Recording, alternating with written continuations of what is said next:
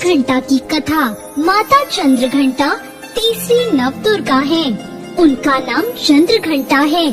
चंद्रघंटा के अलावा चंद्रखंडा, चंडिका और रणचंडी के नाम से भी जाना जाता है।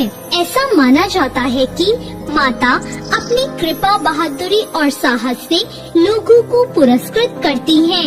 इनकी कृपा से इनके भक्तों के सभी पाप, कष्ट, शारीरिक कष्ट, मानसिक कलेश और भूत प्रेत बाधा भी दूर होती है।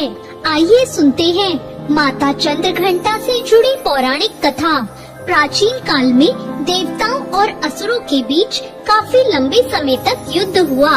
उस दौरान असुरों का राजा महिषासुर था और देवताओं के स्वामी इंद्र थे।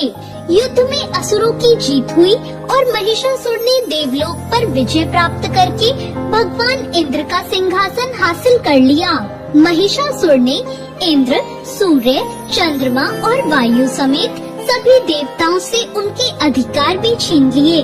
स्वर्ग से निकाले जाने के बाद सभी देवतागण इस समस्या से निकलने के लिए त्रिदेव ब्रह्मा, विष्णु और महेश के पास गए। वहां जाकर सभी देवताओं ने असुरों के किए गए अत्याचार और उनसे छीने गए सभी अधिकारों के बारे में भगवान को बताया। देवताओं ने त्रिदेव को बताया कि महिषासुर के अत्याचार के कारण स्वर्गलोक तथा पृथ्वी लोक पर भी विचरण करना असंभव हो गया है। तब यह सुनकर भगवान ब्रह्मा, विष्णु, महेश अत्यंत क्रोधित हो उठे। क्रोधित होने पर उन तीनों भगवानों के मुख से एक ऊर्जा उत्पन्न हुई। वो ऊर्जा जाकर देवताओं गण के शरीर से निकली ऊर्जा से मिल गई। यह ऊर्जा 10 दिशाओं में व्याप्त होने लगी। तभी वहाँ एक कन्या उत्पन्न हुई। तब भगवान शंकर ने देवी को अपना त्रिशूल भेंट किया।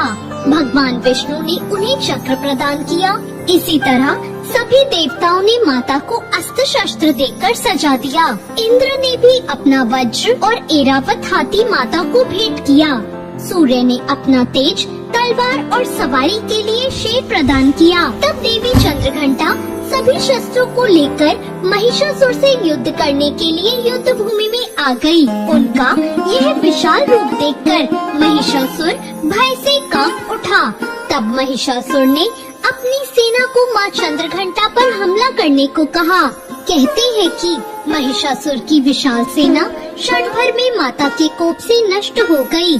चंद्रघंटा माँ ने राक्षसों के समूह का संहार करने के लिए धनुष की टंकार को धरा। वैसे ही माता के सिंह ने भी दहाड़ना शुरू कर दिया और फिर माता ने घंटे के शब्द से उस ध्वनि को और बढ़ा दिया, जिससे धनुष की टंकार, सिंह की दहाड़ और घंटे की ध्वनि से संपूर्ण दिशाएं गूंज उठी। उस भयंकर शब्द और अपने प्रताप से देवी ने दैत्यों के समूह का संहार कर देवताओं को विजय दिलाई। इस तरह माँ चंद्रघंटा ने असुरों का वध किया और देवताओं को अभय दान देते हुए अंतर्ध्यान हो गई। नवरात्रि के तीसरे दिन माता दुर्गा के चंद्रघंटा स्वरूप की विधि विधान से पूजा करें और इस मंत्र ओम देवी चंद्रघंटाय नमः का जाप करें। इसके बाद माँ चंद्रघंटा को सिंदूर, अक्षत, गंध, धूप, पुष्प आदि अर्पित करें।